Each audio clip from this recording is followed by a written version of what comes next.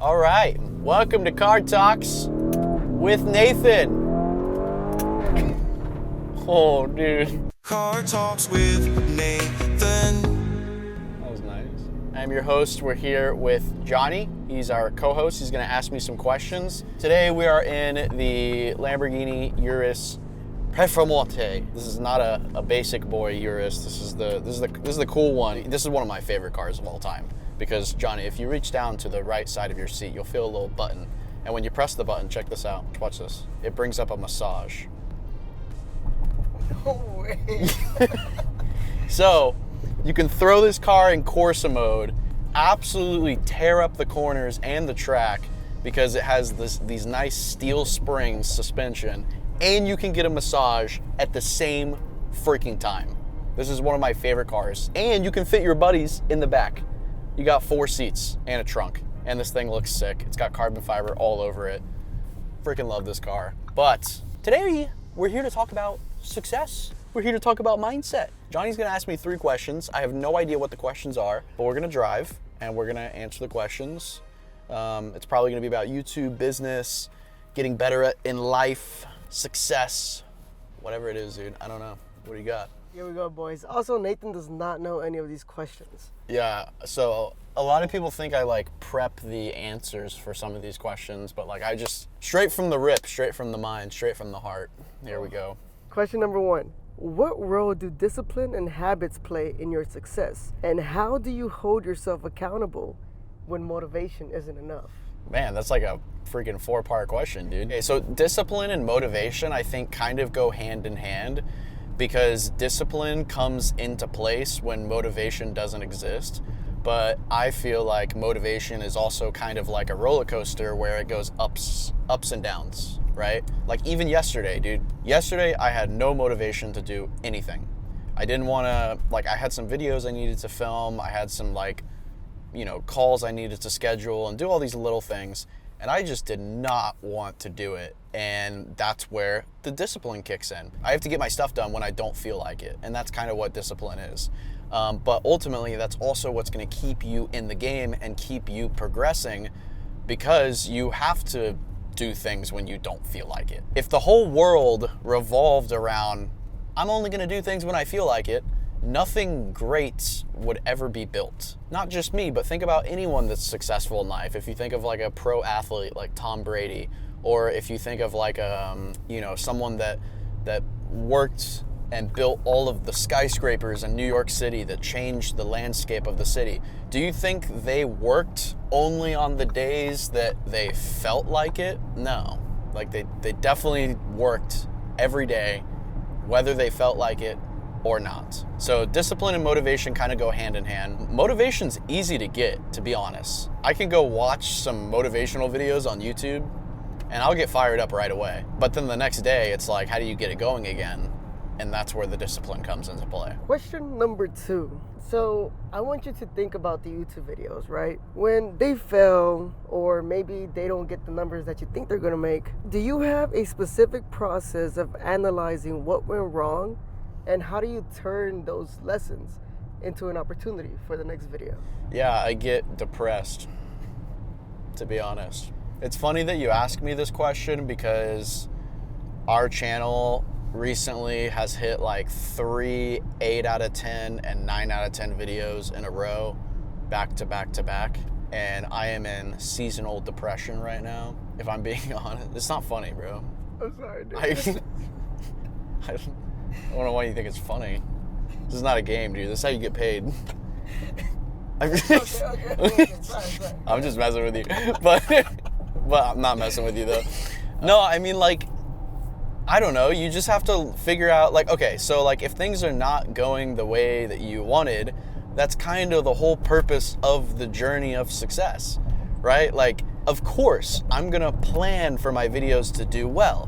When I think of a video idea, when I film a video, I want to feel good about it. I'm excited about it. And I'm yeah, this video is going to get 10 million views. I'm hyped. Let's do this. And then, of course, it doesn't get 10 million views. So I think it's about where you set your expectations. Because if your expectations are always on the floor, then you can always exceed those expectations and you can be excited and grateful about things. So that's one thing. The other thing is you have to understand that all of this is just part of the journey. There's ups and downs. Like a perfect example is go look at the S&P 500 stock market and zoom out to the 5-year timeline.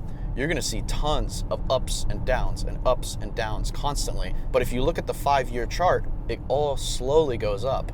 As long as you keep working at it, as long as you keep being disciplined, putting in the work, putting in the hours, making better videos, making better products, whatever it is you do, it will go up over time. But right now you're probably just in a down slope and it feels like it's the end of the world. Because for me right now, it does feel like it's the end of the world. Like literally I had a note, I wrote down a note the other day in all caps. I like stuck it on my computer and I was like, your channel is dying. You're screwed if you don't fix this. That's literally what I wrote. I don't know. That's just how I operate sometimes. I really just, if I see any type of metric go down, I kind of freak out and I take action towards it, even if it's like a slight decrease. But I think that's a good thing to do because I'm always one step ahead. Like anything I see go down, I'm like, how can I fix this? How can I fix this? How can I get better? You know, that's just part of the game, just part of life.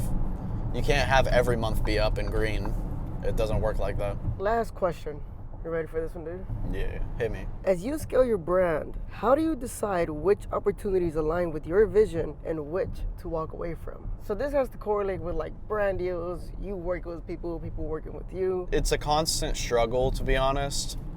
It's not really like a one and done solution. It's just something you always have to fight. You got to make sure that the value is equal on both sides, because at the end of the day, you want to work with the brand more, not less. You want them to come back for a second, third, or fourth deal, not just go away after the first deal. So you want to make sure that all the values align and you're able to deliver on that.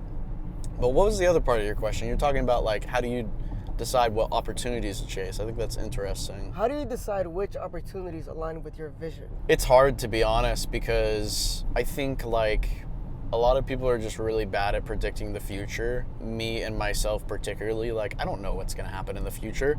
So sometimes it's hard to have like a concrete vision, but that's ultimately what makes an entrepreneur, right? You have to have a solid vision. You have to follow through on it, even when people don't believe on your vision.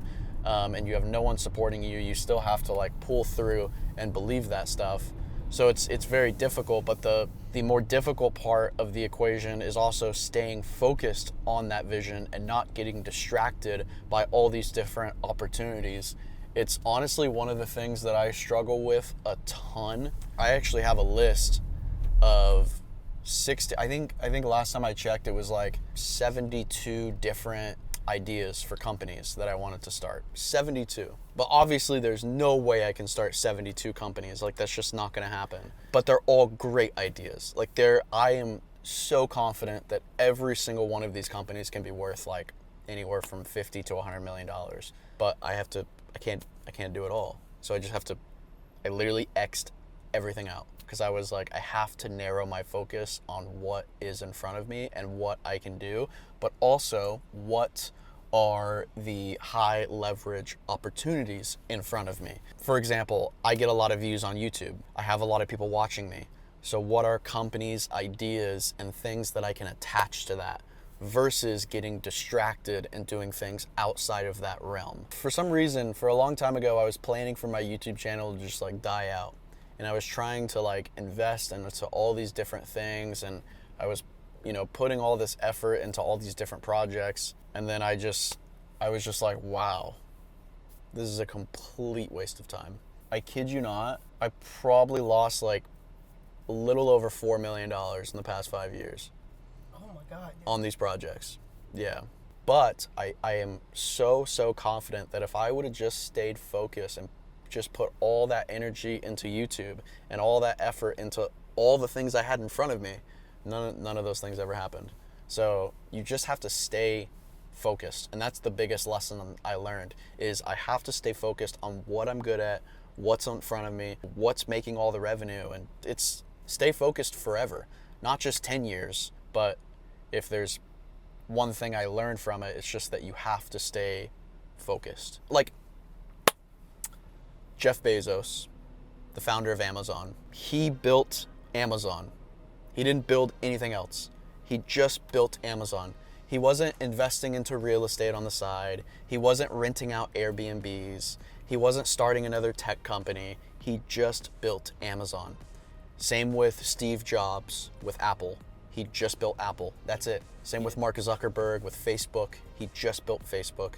He didn't focus on renting out Airbnbs and making a mobile app and doing all these little side gigs, and he didn't sell courses and do all these little things. Like, they just did one thing, and they stayed focused for 15, 20, 30, 40 years on that vision and just executed day in, day out for 40 years straight. Dude, this episode was deep, dude. I mean, success is like, it's hard, dude, because success is so easy to understand. Like what I just explained, the concept that I just explained is so easy to understand, so difficult to actually execute. That's all I got. The outro. Oh, there's an outro? Yeah. Oh, yeah. Thank y'all for watching the video. Hopefully y'all will subscribe because we post videos like this every single week on the channel, giving you free advice. My mission is that now I've become successful on YouTube, I want to transfer all of my skills to you and hope that you can become successful as well. That's my whole mission for this channel. Subscribe, it's completely free, and watch our videos, and hopefully we'll help you hit 1 million subs.